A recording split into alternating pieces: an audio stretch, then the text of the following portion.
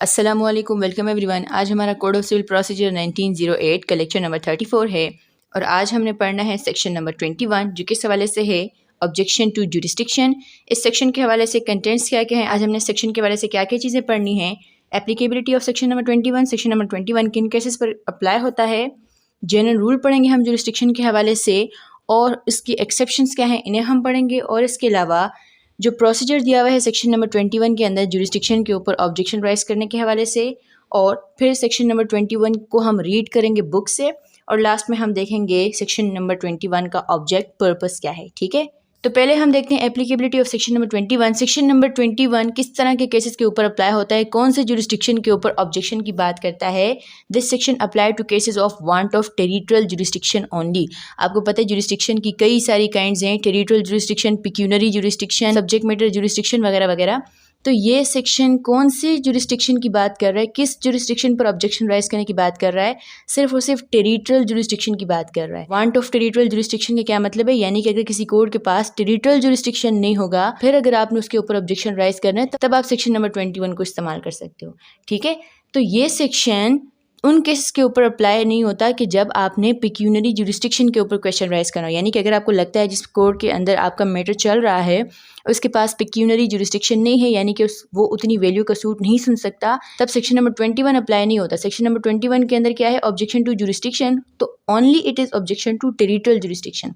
Pecuniary jurisdiction के ऊपर अगर आपने क्वेश्चन राइज करने, अगर आपको लगता है कि जो कोर्ट इस मैटर को सुन रहा है उसका पेक्यूनरी जुरिस्डिक्शन नहीं है, तो उसके लिए आप ऑब्जेक्शन कहाँ पर राइज कर सकते हो, सूट वैल्यूएशन एक्ट जो है हमारे पास, उसका जो सेक्शन नंबर 11 है। सेक्शन नंबर 11 क्या बताता है, ये हम पिछले पेक्यूनरी जुरिस्डिक्शन के जो टॉपिक हमने पढ़ा था वहाँ पर हमने इसको डिस्कस किया था। सेक्शन नंबर 11 क्या बताते हैं कि अगर कोई सूट अंडर वैल्यूड है या ओवर वैल्यूड है, तो अगर किसी को भी उसके ऊपर ऑब्जेक्शन राइज करना है उसे चाहिए कि eight the earliest possible opportunity, यानी कि जितना जल्दी मुमकिन हो सके ऑब्जेक्शन राइज करे, और अगर वो ऑब्जेक्शन राइज नहीं करते तो फिर बाद में एट लेटर स्टेज रिविजनल या एपेलेट स्टेज पर ऑब्जेक्शन राइज नहीं किया जा सकता। ठीक है, तो अगर आपने टेरिटोरियल जुरिस्डिक्शन के ऊपर क्वेश्चन राइज करना है, अगर आपको टेरिटोरियल जुरिस्डिक्शन के ऊपर ऑब्जेक्शन है, तब सेक्शन नंबर 21 अप्लाई होता है। पेक्यूनरी जुरिस्डिक्शन के ऊपर या किसी भी और किस्म की जुरिस्डिक्शन के ऊपर अगर आपको कोई क्वेश्चन है, कोई ऑब्जेक्शन है, तो सेक्शन नंबर 21 अप्लाई नहीं होता। पेक्यूनरी जुरिस्डिक्शन के लिए कौन सा सेक्शन है, section number 11 of suit valuation act. ठीक, फिर हम देखते हैं कि जो कोर्ट का टेरिटोरियल जुरिस्डिक्शन है उसके लिए प्रोविजंस क्या है, कहाँ से पता चलता है कि किसी मैटर के हवाले से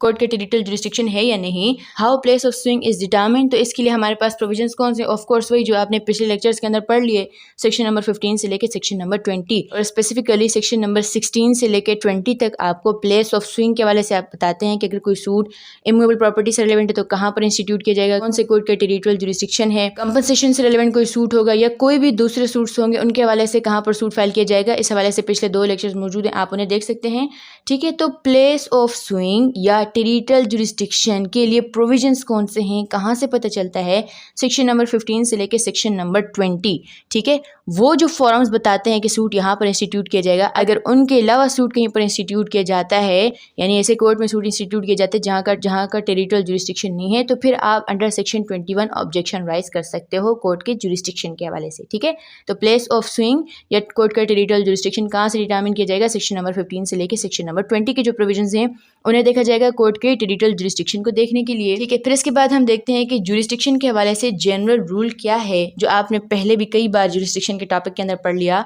क्या है कि अगर कोई भी कोर्ट किसी ऐसे मैटर को ट्राई करता है जिसके हवाले से उसके पास जुरिस्डिक्शन नहीं होता, किसी भी किस्म का अगर जुरिस्डिक्शन नहीं होता, यानी कि टेरिटोरियल है, पेक्यूनरी नहीं है, सब्जेक्ट मैटर है, टेरिटोरियल नहीं है, किसी भी एक किस्म का अगर जुरिस्डिक्शन नहीं होता, तो ऑफकोर्स उसके जो ऑर्डर्स होते हैं, उसके जो डिक्रीज होते हैं, उसके जो डिसीजन होता है वो नल एंड वाइड कंसीडर किया जाता है, उसकी कोई भी वैल्यू नहीं होती। तो जनरल रूल क्या है कि अगर कोई भी कोर्ट किसी ऐसे मैटर को ट्राई करता है जिसके हवाले से उसके पास जुरिस्डिक्शन नहीं है, तो कोर्ट के उस डिसीजन की कोई भी वैल्यू नहीं होती। ठीक है, ये तो है जनरल रूल, लेकिन इस जनरल रूल की एक्सेप्शन क्या है, 2 एक्सेप्शंस हैं इस जनरल रूल के हवाले से, यानी कि कोर्ट के जुरिस्डिक्शन के हवाले से। एक कहाँ पर दी हुई है, एक है सेक्शन नंबर 21 के अंदर जो आज आप पढ़ रहे हो, और दूसरी कहाँ पर है, सेक्शन नंबर 11 के अंदर सूट वैल्यूएशन एक्ट में। सेक्शन नंबर 21 तो आप पढ़ोगे अभी, सेक्शन नंबर 11 क्या कहता है कि अगर कोर्ट के पेक्यूनरी जुरिस्डिक्शन के ऊपर ऑब्जेक्शन राइज नहीं किया जाता और अगर कोर्ट उस मैटर को ट्राई करता है तो बाद में एट एपेलेट स्टेज आप पेक्यूनरी जुरिस्डिक्शन के ऊपर क्वेश्चन राइज नहीं कर सकते। कोर्ट का जो डिसीजन होगा वो नल एंड वाइड नहीं कंसीडर किया जाएगा, बल्कि बिल्कुल वैलिड कंसीडर किया जाएगा। तो ये जो दोनों सेक्शंस हैं, section number 21 of CPC and section number 11 of suit valuation act, ये दोनों एक्सेप्शंस हैं इस जनरल रूल के। ठीक है, जनरल रूल क्या है, अगर कोई भी कोर्ट विदाउट जुरिस्डिक्शन एक्ट करता है तो उसके डिसीजंस की वैल्यू नहीं होती, लेकिन इस रूल के लिए एक्सेप्शंस कहाँ पर हैं, सेक्शन नंबर 21 और section number 11 of suit valuation. आज के टॉपिक क्योंकि सेक्शन नंबर 21 है तो आप इसे डिस्कस करते हैं। सेक्शन नंबर 21 एक एक्सेप्शन प्रोवाइड करता है जनरल रूल के हवाले से और क्या कहता है, that non compliance with the provisions of section 16 to 20 is not fatal. यानी कि अगर सेक्शन नंबर 16 से लेकर जो 20 तक प्रोविजंस हैं प्लेस ऑफ स्विंग के हवाले से, कोर्ट के टेरिटोरियल जुरिस्डिक्शन के हवाले से, अगर उनकी कंप्लायंस नहीं भी होती, यानी कि अगर कोई कोर्ट विदाउट जुरिस्डिक्शन एक्ट कर रहा है, इसका मतलब क्या है, तो इट इज़ नॉट फेटल, यानी कि इसका कोई नुकसान नहीं होगा। And that a decree passed by a court not having territorial jurisdiction और the subject matter of the suit will not be set aside. और जो कोर्ट ने डिक्री पास की है, कौन से कोर्ट ने, जिसका टेरिटोरियल जुरिस्डिक्शन नहीं है, उसकी जो डिक्री है उसे सेट असाइड नहीं किया जाएगा।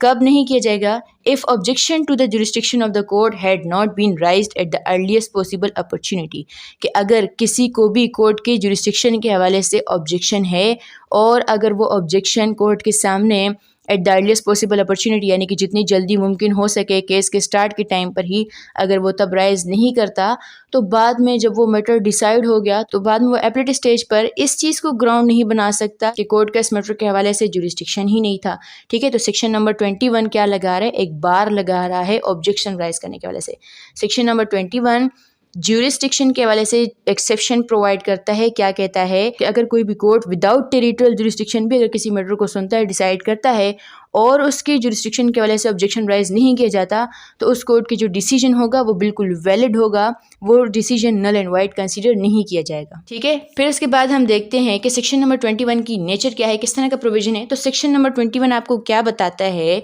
ये आपको प्रोसीजर बताता है कि जब किसी को भी टेरिटोरियल जुरिस्डिक्शन के ऊपर कोई ऑब्जेक्शन है तो वो कब किस तरह ऑब्जेक्शन को राइज करे। सिविल कोर्ट्स के टेरिटोरियल जुरिस्डिक्शन के ऊपर अगर किसी को कोई ऑब्जेक्शन है, ठीक है, विच इफ़ नॉट फॉलोड, और अगर इस प्रोसीजर को फॉलो नहीं किया जाएगा जो सेक्शन नंबर 21 के अंदर है, will preclude the party from objecting to the territorial jurisdiction of the subordinate court before a superior forum. ये कहाँ पर मौजूद है, कौन से केस लॉ के अंदर ये बात डिसाइड हुई है, 1995 SCMR पेज नंबर 906 के अंदर ये आपको बताया हुआ है। क्या बताया हुआ है, सेक्शन नंबर 21 की नेचर बताई हुई है कि सेक्शन नंबर 21 आपको कोर्ट के टेरिटोरियल जुरिस्डिक्शन के हवाले से ऑब्जेक्शन राइज करने के हवाले से प्रोसीजर बताता है, और अगर इस प्रोसीजर को फॉलो नहीं किया जाएगा तो कोई भी पार्टी कोर्ट के जुरिस्डिक्शन के हवाले से फिर सुपीरियर फोरम पर, यानी कि एट एपलेट स्टेज या रिविजनल स्टेज, सुपीरियर फोरम पर फिर कोर्ट के जुरिस्डिक्शन के हवाले से क्वेश्चन राइज नहीं करती। ठीक है, जो कोर्ट आपके मैटर को सुन रहा है, अगर आपको लगता है उसका जुरिस्डिक्शन नहीं है आपके मैटर के हवाले से, तो आपको वहीं पर ऑब्जेक्शन राइज करना चाहिए। उसने अगर आपके मैटर को सुन लिया, डिसाइड कर लिया, तो बाद में आप इस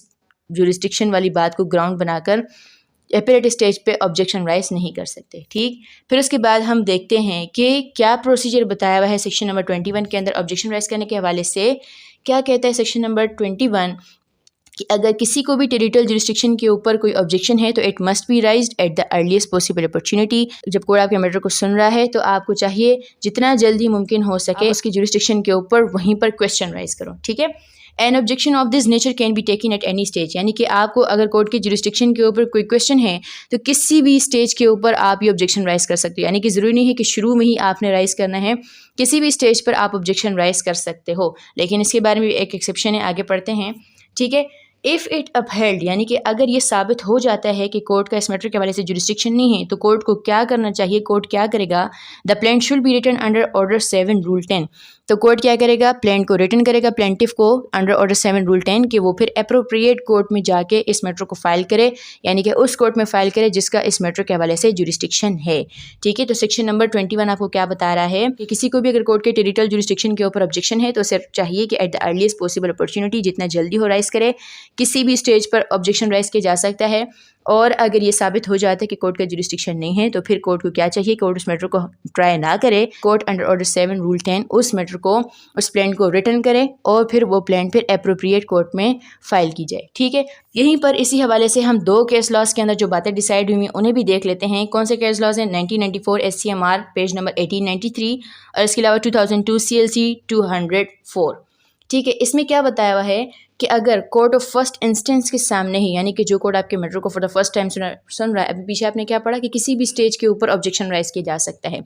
लेकिन यहाँ पर क्या बात बताई हुई है कि अगर बहुत ही लेट स्टेज पर ऑब्जेक्शन राइज किया जाएगा तो कोर्ट उस ऑब्जेक्शन को रिजेक्ट कर सकता है, ठीक है, और फिर इसके लिए कोई भी रेमेडी नहीं होगी और यही समझा जाएगा कि कोई ऑब्जेक्शन राइज किया ही नहीं है, ठीक है। If it is raised at a late stage and is rejected, अगर कोई ऑब्जेक्शन कोर्ट की जुरिस्डिक्शन के हवाले से लेट स्टेज पर राइज किया गया है और अगर कोर्ट उसे रिजेक्ट कर देता है, there will be no remedy available against such rejection, तो उस रिजेक्शन के हवाले से कोई भी रेमेडी नहीं है, यानी कि अपील वगैरह नहीं हो सकती। As an objection to the place of suing if not raised in time, अगर प्लेस ऑफ स्विंग के हवाले से यानी कि कोर्ट के टेरिटोरियल जुरिस्डिक्शन के हवाले से ऑब्जेक्शन इन टाइम यानी वक्त पर राइज नहीं किया जाएगा, will be deemed to have been waived, तो फिर ये समझा जाएगा कि किसी को जुरिस्डिक्शन के ऊपर कोई एतराज़ ही नहीं है, ठीक है। तो सेक्शन नंबर 21 में बात क्या मेंशन की हुई है, eight the earliest possible opportunity, यानी कि जितना जल्दी मुमकिन हो सके किसी भी स्टेज पे ऑब्जेक्शन राइज किया जा सकता है, लेकिन अगर बहुत ही लेट स्टेज पे राइज किया जाएगा यानी कि कोर्ट ने उस मैटर को सुन लिया और डिसीजन तो कोर्ट पहुंचने वाला है, यानी कि तकरीबन कोर्ट ने उस मैटर को डिसाइड कर लिया है, फिर लेट स्टेज पे अगर कोई ऑब्जेक्शन राइज करेगा और अगर कोर्ट उस ऑब्जेक्शन को रिजेक्ट कर लेता है तो फिर यही समझा जाएगा कि ऑब्जेक्शन राइज किया ही नहीं गया, ठीक है। तो at earliest possible opportunity objection raise करना है, ठीक है। फिर सेक्शन नंबर 21 के हवाले से मजीद रीडिंग करते हैं, क्या बताया हुआ है। In accordance with section number 21 an objection to the place of suing cannot be allowed to be raised before the appellate और रिविजनल कोर्ट, के प्लेस ऑफ स्विंग के हवाले से कोर्ट के टेरिटोरियल जुरिस्डिक्शन के हवाले से एपेलेट कोर्ट या रिविजनल कोर्ट में ऑब्जेक्शन राइज नहीं किया जा सकता, एक्सेप्ट सिवाय कब ऑब्जेक्शन राइज किया जा सकता है, क्या बातें बताई हुई हैं। When the objection was taken in the court of the first instance at the earliest possible opportunity and in all cases where issues are settled at or before such settlement, के एपीलेट या revisional stage पे court के jurisdiction के हवाले से objection rise नहीं किया जा सकता, लेकिन कब राइज किया जा सकता है कि जब आपने ऑब्जेक्शन लोअर कोर्ट में भी राइज किया था at the earliest possible opportunity, और क्या लिखा है, in all cases where issues are settled at और बिफोर सच सेटलमेंट, यानी कि जो लोअर कोर्ट है जब उसने इशूज़ फ्रेम किए, जब वो इशूज़ सेटल कर रहा है, जब वो इश्यूज सेटल कर रहा है या इश्यूज सेटल करने से पहले, यानी कि आपके केस के अंदर जो इश्यूज कोर्ट ने फ्रेम किए हैं उनको सेटल करने से पहले, यानी कि कोर्ट उन इश्यूज को डिसाइड कर रहा है उनसे पहले, या जब वो डिसाइड किए जा रहे हैं उस दौरान अगर आपने ऑब्जेक्शन राइज किया होगा तो तब की बात हो रही है, ठीक है। और क्या हुआ है, यानी कि कोर्ट के विदाउट जुरिस्डिक्शन एक्ट करने की वजह से क्या हुआ है, there has been a consequent failure of justice हुआ है इसके नतीजे में। और फेलियर ऑफ जस्टिस को डिटर्मिन करने के लिए कोर्ट क्या देखेगा, कोर्ट केस के मेरिट्स को देखेगा, जो लोअर कोर्ट के जो डिसीजन है उसके मेरिट्स को देखेगा कि वो किस तरह डिसाइड हुआ है। यानी कि अगर इस तरह है कि कोर्ट ने विदाउट जुरिस्डिक्शन एक्ट किया, इसी जगह पर सूट फाइल किया गया जहाँ पर डिफेंडेंट रहता ही नहीं था, डिफेंडेंट के लिए इनकन्वीनियंस थी, वहाँ वो पहुँच ही नहीं सकता था और जिसकी वजह से उसके खिलाफ डिसीजन आया है वगैरह वगैरह, ठीक है। तो एट एपीलेट स्टेज या रिविजनल स्टेज कोर्ट की जुरिस्डिक्शन के हवाले से ऑब्जेक्शन राइज नहीं किया जा सकता, सिर्फ कब राइज किया जा सकता है कि जब लोअर कोर्ट में eight the earliest possible opportunity objection rise किया होगा, इश्यूज सेटल करने से पहले या इश्यूज सेटल करने के दौरान, ठीक है। और दूसरी बात क्या है कि कोर्ट के विदाउट जुरिस्डिक्शन एक्ट करने की वजह से क्या हुआ है, फेलियर ऑफ जस्टिस, सिर्फ तब at appellate stage be court के टेरिटोरियल जुरिस्डिक्शन के हवाले से ऑब्जेक्शन राइज किया जा सकता है, और सिर्फ तब एपीलेट या रिविजनल कोर्ट लोअर कोर्ट की जो डिग्री है जो विदाउट जुरिस्डिक्शन है तब उसे नल एंड वाइड कंसीडर करेगी, ठीक है। तो यहाँ तक आपको इन डिटेल सेक्शन नंबर 21 समझ में आ गया। अब हम सेक्शन नंबर 21 को जो बैरक की लैंग्वेज है, बुक की लैंग्वेज है, उससे रीड करते हैं एक बार। क्या लिखा है, no objection as to the place of suing shall be allowed by any appellate court और रिविजनल कोर्ट।